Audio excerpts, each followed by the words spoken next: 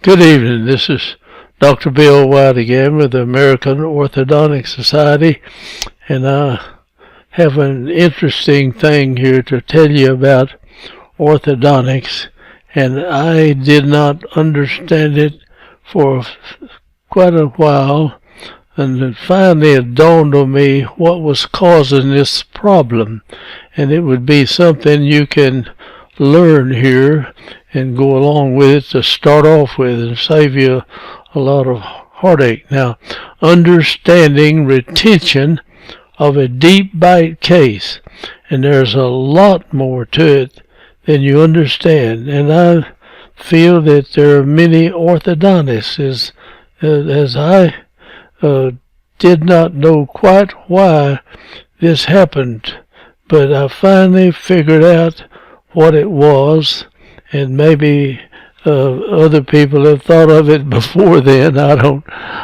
don't know, but I doubt it seriously. And so let me go. I've got a real deep bite case here. I mean, it's a bell ringer, and it was done back in the 70s when we had to use bands. And there's another problem with this case that I'm going to show you at the end, where you had all these bands on there and you took them off, and then you had to close the space up, and the teeth don't look like they had enough torque in it. In other words, you have to give them a lot more torque than you want, and you kind of don't know how much to do. And then when you take the bands off, you got two pieces of metal and two layers of cement between every tooth in there, and you have to close it. And so you'll see that this case is finished without proper torque in the anterior teeth. But it wasn't too bad, and so I didn't think of going back and trying to change that. But anyway, let's get back to the thing that I really wanted to show you, is what happens when you put a deep bite case in a retainer, and you have to put a bite plate on them or they'll deepen anyway. It doesn't matter what you do, the bites will deepen on these cases unless you put some bite block in there, or unless you run the teeth into each other, and that's not what you want to do in a case like this. So anyway, I'm going to go ahead and get started, and I want to talk just a little bit, and then we'll go real fast through this case, and it'll look like a movie almost. Now, this is the young man. He's got a few spots on his skin and stuff like that, but a real nice guy. But he had a terrible deep bite, and you can handle these cases. Now, we started out using retainers, the intruding wire, you see, right across here. And we had put, now we go ahead and put this real flexible wire that we talked about the other day, and it does about 12 or 14 different things, all the time. And then you put your intruding wire, except I don't have the intruding wire up here. We would go up here and bring it down. I don't think I had quite, that had quite settled in yet on me until I had that case that I showed the beginning of the intruding wire. Okay, now, yet we opened it and got it lined up, and I got a stiffer wire in there, kind of like this one down here, and pull these teeth up. And now you will see it. I'm going to just go through it kind of fast, and this lets you see it change. Now, this is from the right side. Now, this is a rip-roaring deep bite. When he closed these teeth together over here, these bottom teeth were up in the roof of his mouth, and he couldn't even see them when he closed that together. And I looked at the other side, it's about the same way. And now watch this, I'm going to go pretty fast. I'm not trying to show you exactly what we did. We did not use the double wires as much back then. I hadn't come up on that idea. So anyway, we'll go through this. Now watch this just level out. They had this one tooth missing. We went in there and we finally ended up taking out the bicuspid over on this left. I guess that'd be the right side right there, and the one on the left's already gone. So anyway, we got them out down on the bottom too. And now we're going to level this bite out. And I'm going to go kind of fast and just kind of watch it go down. And you can see it as it goes down. We start leveling the case out, and then we rotate the teeth and line it all up. And if you want to go through it slower yourself, you can.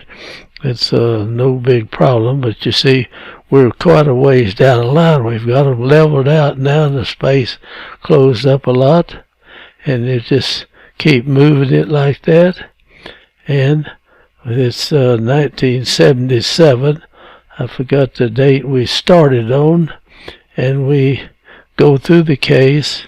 Now this little wire, I don't think we've shown much. We come out here and tie it to the arch wire and bring it under, and it came back and hook it on the molar. Then we get in here and twist that thing, and it'll close space, and it'll bring these teeth in back here at the back. If you want to control your arch form, you put something like that and pull it in. These teeth will automatically tend to go in, so you have to watch you get them too much if you're just closing from the outside.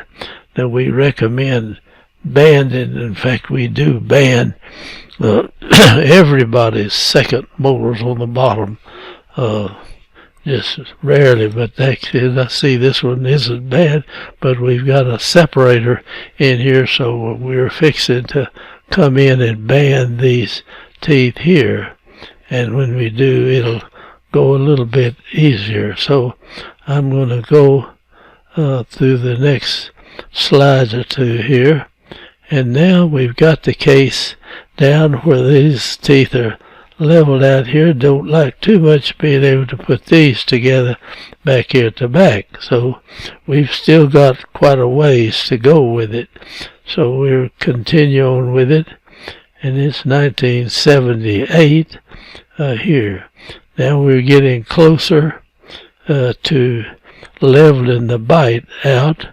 And we're getting even closer here, and you can just see it go down, and we put these intruding wires, and you can, now this did not have the double arch wire, so it didn't go as fast as we would like for it to here, but now, or then after a few years, we learned all that, and so we start off day one leveling everything, see, and putting the intruding wire along with it. It's a little flexible wire.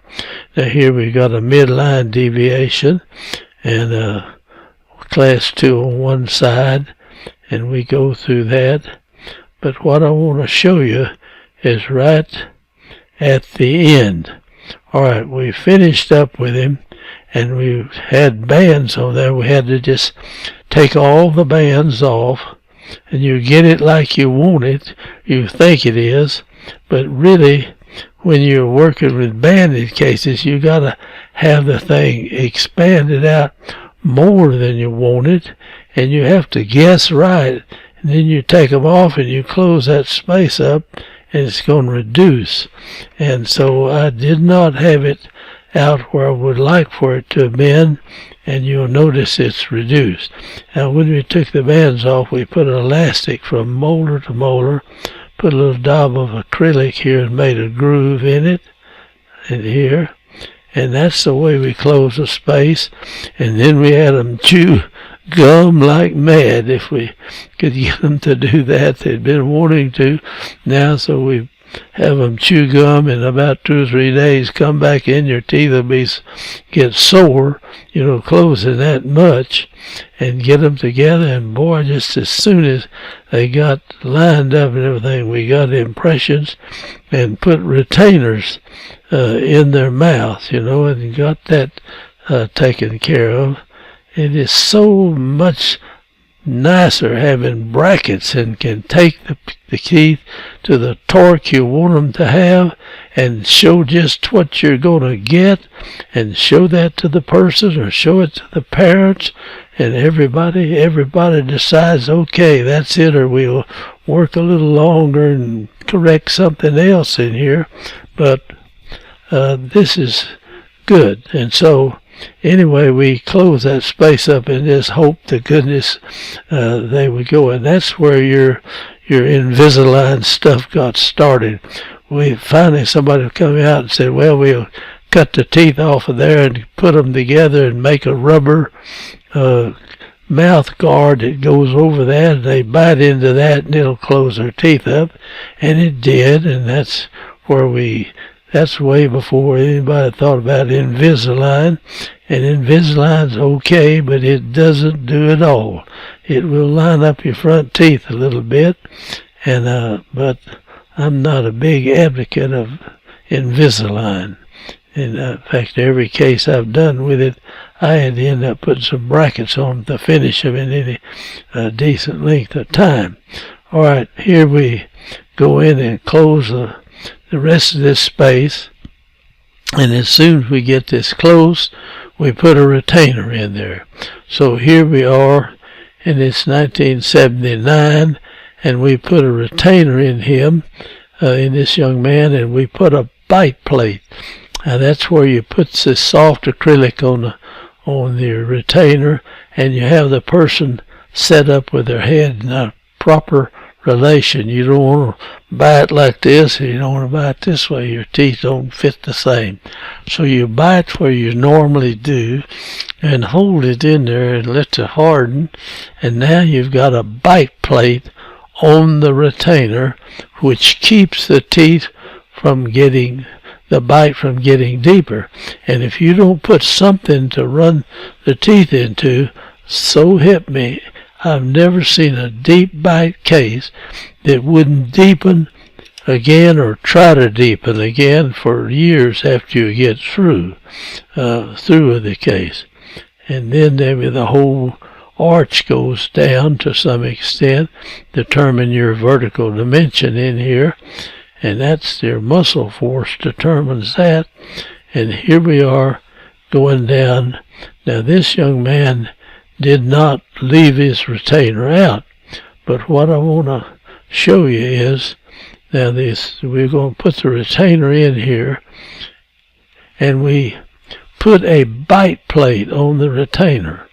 In other words, we put some soft acrylic on the retainer and put it in the mouth, didn't let any of it get behind, and then we kind of leveled it out a little and let him bite too, and that is a head to shoulder relation that's correct, and you just let it set up, and then you take it out and smooth it down. You leave a little bit of a ramp on it, and the person bites into that. If they wear that retainer, it's not going to deepen again. But here is the point that I wanted to bring out. People with deep bites get their retainers, and they frequently they will leave them out for maybe a week or two or something, or lose them at grandmother's or whatever is, and the teeth will shift just a little bit, but you can put your retainer in and it'll shift the teeth back unless you've just worn it, gone without it for an unusually long period of time. The retainer will bring the teeth back pretty much to like they were. And then you bite down, but you've got this bite plate in there. Now the teeth line back up and they don't bother you much. They may be sore doing it, but they get over it. But here, this problem comes up, and they don't get over it. In other words, they wear the retainer, they put the retainer in there, and it makes their jaw hurt. And I could not imagine, and said, well, there's something wrong with the retainer, so a lot of them quit wearing the retainer. This could happen a year or two after they get their attention, and get the retainer there. They can lose this, and then a week or two, or how long it takes for the bite to deepen. But as soon as you take this retainer out, that bite will start to deepen on virtually every deep bite case in there. So I'm just telling you what happens here to me. That's the way it was.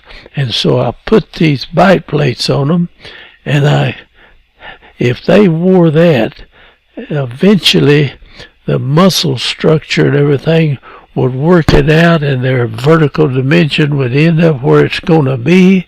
I mean, the whole dental arch might set, because when you're opening a deep bite case, you don't have any contact with your posterior teeth, so they erupt and probably open more than they should. But when you put it back in there and they're biting into this groove up here, the whole dentition hits at one time, and then the bite probably deepens itself, but the teeth stay like they are supposed to. And so that's correct. But when you lose this retainer and now stick the retainer back in, I don't know how many people I've heard, they say, well, I quit wearing my retainer because I lost it and I put it back in, and it started hurting. My jaw started hurting. After their teeth got feeling better, their jaw started to hurt. Now what that is, when your bite deepens, and now you put this retainer in that has a bite plate, something like here, now this is going to try to go back where it was if it deepened up here. So when you bite on this bite retainer, what hits in your mouth? Your front teeth hit that, and you put all the weight on your jaw joint bone back here on the temporomandibular joint, and you bite up here all the time. Every time you swallow, it presses up here and presses on that jaw joint bone. And people, if they don't have a tough jaw joint bone, they will come down with a TMJ problem from wearing the retainer that you gave them, and they can leave it out and they can feel better. Now, so they've got to know that that's the thing. If they come back in, you can put pads on the back of this retainer and then have them hit here and put the load back here so it doesn't go on your joints, and then you get it to go down gradually. Or if a person doesn't deepen very much, you just put it in, it may get sore for a day or two, and then everything goes back and it's hitting all the way around, and it doesn't. But I'll bet you there are very few orthodontists, and I don't mean to insult you're not. You're smarter than I am in many things. But it took me a long time, or several cases like that. I thought, well, there's something wrong with this retainer.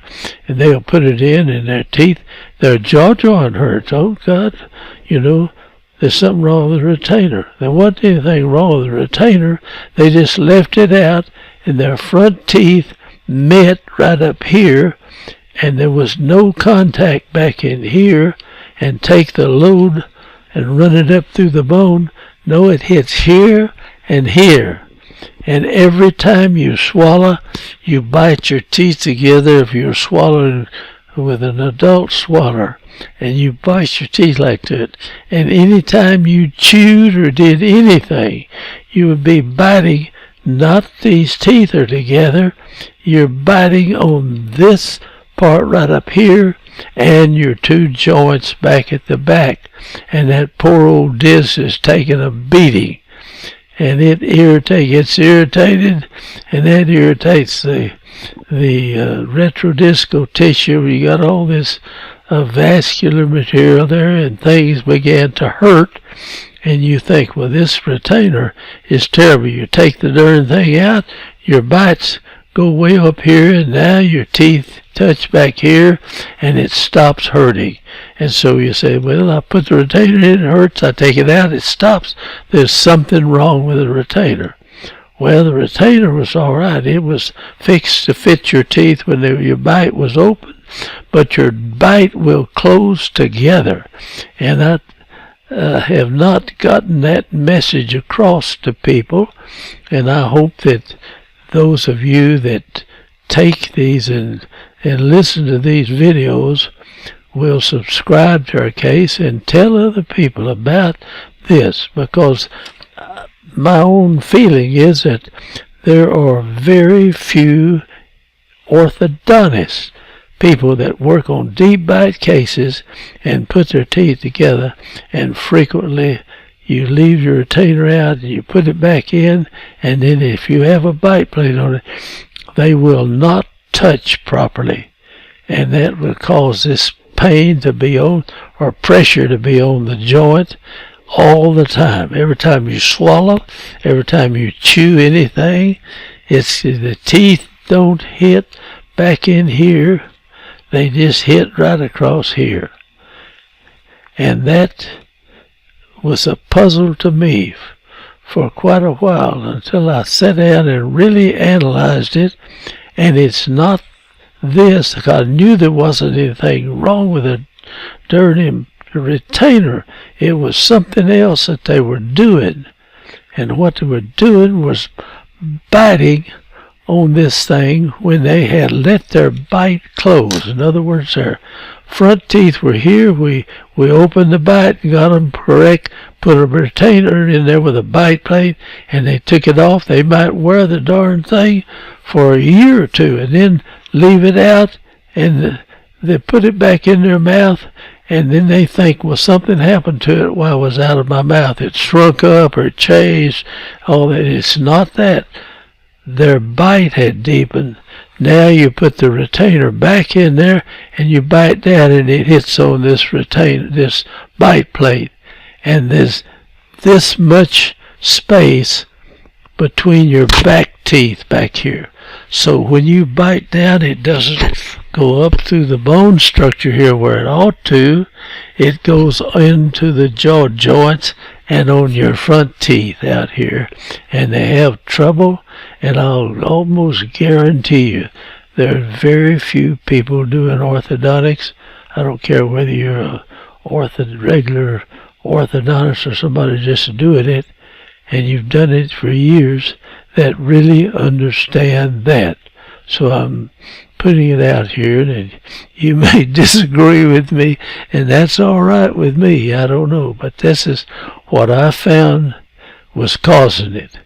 Now I can get them over it, but it's, if you just tell them, well, just go ahead with the pain, and a lot of it just a little bit, and they'll get over it. But if you have to come back, you have to put the load back on the back teeth and the front teeth, and then take it down gradually again. And it's a kind of a hard thing to get people to do all that. So anyway, this is something in retention. I will almost guarantee you that there are few people doing orthodontics that realize that.